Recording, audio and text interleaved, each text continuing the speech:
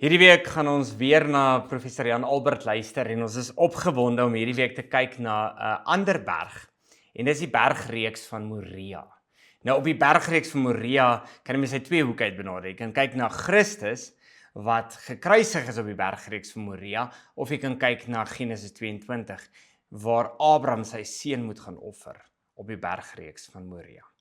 En ons gaan hoor hoe pragtig professor Jan Albert ook hierdie lyne kan deurtrek na die eindelike lam wat Christus is. Maar ons gaan ook later in ons reeks weer kyk na hierdie bergreeks en dit dan uit die hoek van die kruisiging van Jesus dan benader, die berg Golgotha of Golgotha wat op die bergreeks van Moria is. So kom luister gerus Genesis 22 hierdie week rondom die offer van Isak en hoe professor Jan Albert dit vir ons uitpak en vir ons die pragtige goue drade deur die Bybel trek, om vir ons te wys hoe lyk die vervulling van die lam wat geslag is. Sien julle daar.